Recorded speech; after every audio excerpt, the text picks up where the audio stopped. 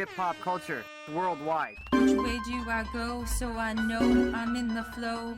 I'm in the flow, I'm in the flow. Which way do I go? I'm in the flow. Affected by the magnet, not really this light absorption. And so I wanted to test it, of course, and searched around. And if you search for it on the internet, you'll find that it does seem pretty likely a candle flame will be affected. And surprisingly, the effect is pretty big. Check it out. This is, I would think, very surprising that, candle flames are pretty common. It's a flame being affected. Zeman effect, it's just the flame being affected by the magnet, not really this light absorption. And so I wanted to test it, of course, and searched around. And if you search for it on the internet, you'll find that it does seem pretty likely a candle flame will be affected. And surprisingly, the effect is pretty big. Check it out. This is, I would think, very surprising that, candle flames are pretty common, and so are magnets. And you don't really need a crazy strong electromagnet like this. You can use neodymium magnets. And so next, I wanted to test the flame. Magnetic, the smoke is carbon, and it's also being repelled. So next I wanted to test the flame itself without the carbon. So I got a metal spoon and filled it up with a really small amount of methanol and ignited it so that there was a flame with very little soot. You can see it's burning blue with almost no yellowness, no soot or excess carbon. And actually it's deflected by the magnetic field as well. Pretty strong effect, about the same as the candle, I'd say. So that kind of blows the theory of it being specifically the carbon. As we'll find out, it's actually multiple things that cause the candle flame to be deflected. One of them is the carbon, but there's also something else that's deflecting. After a little bit more searching, it does do a really... Now wait a minute. But it does do a really good job of explaining things in our macroscopic world. Large things like power plants or our electrical distribution. All of our electrical power, of course, is based on electricity and magnetism. Motors that convert that electrical power back into motion are based on electricity and magnetism. It's behind other sciences like chemistry and biology. Every time you move your muscles, that's due to an electrical impulse in your cell membrane. And light, don't forget about light. Light is an electromagnetic wave. It's a sinusoidal vibration of the electric field and the magnetic field traveling at the speed of light. Electricity and magnetism actually explains a lot of things. It explains refrigerator magnets and lasers and electrical circuits and computers and compasses.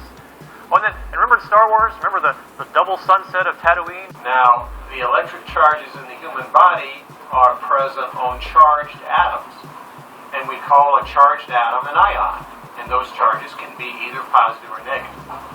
Now what happens is that when we eat food, we supply energy to our bodies, and that energy is partly used to separate positive and negative ions in the nerves in the body. And then when the nerve wants to conduct electricity or fire, the nerve causes the positive and negative charges to come together. And the flow of those charges coming together constitutes an electric current in the body, in the nerves. And that is a pulse of electricity that then travels down the nerves from, let's say, the brain to the hand, for telling the hand to move. And so that's how electricity is made and used in the body, looked at in a basic way. Show this happening when sound is introduced, and how sound takes random particles and turns them into astonishing. And that's how this universe was created. In the beginning was the Word was sound. So what you're looking at here is merely particles formed into patterns by sound. They were all over the place to start with, just in random positions on the plate. As soon as the sound appears, they form into these patterns, because everything is sound, and it is sound that turns matter and energy into form. In a jar, which is just absolutely not quite what it is. Magnetrons are really just very, it's called a resonant cavity magnetron that is created through resonance, sound resonance. It creates huge amounts of energy that's used in laser beams, used in microwaves, laser beams, etc. It's just absolutely not quite what it is. Magnetrons are really just very, It's called a resonant cavity magnetron that is created through resonance, sound resonance. It creates huge amount of energy that's used in laser beams, used in microwaves, laser beams, etc. Sound acts as a cloak of invisibility. Sound can make things disappear. This 3D sort of plastic pyramid that they created, when they expose it to certain sound frequencies, anything they put underneath it disappears. Right? So now you can see how we can manifest things. We become creators and can manifest anything with sound. And this is why we now know that sound is the ultimate source of free energy.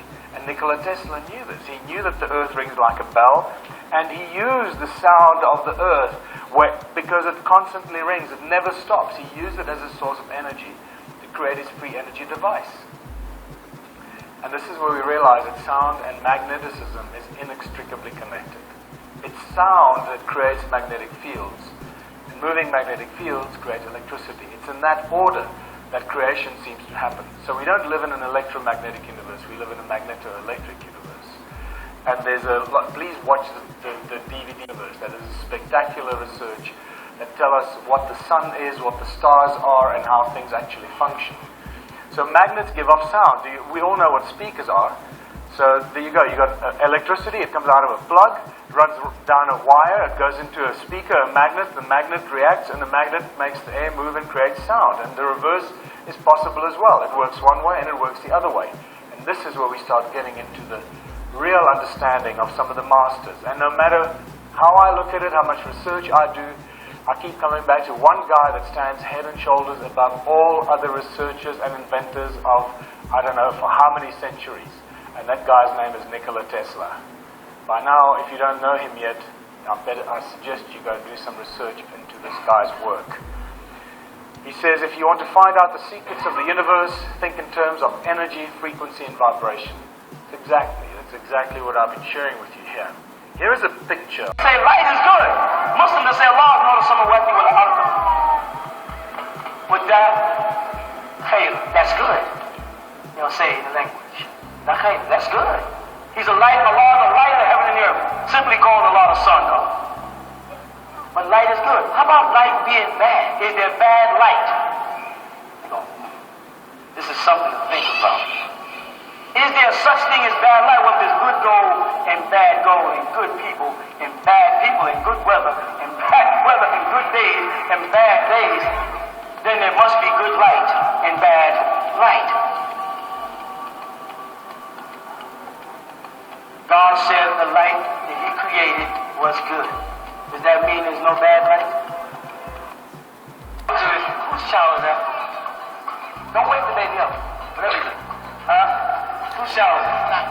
Okay. I didn't born it. Okay, no problem. It's your child. It's everybody's child right now.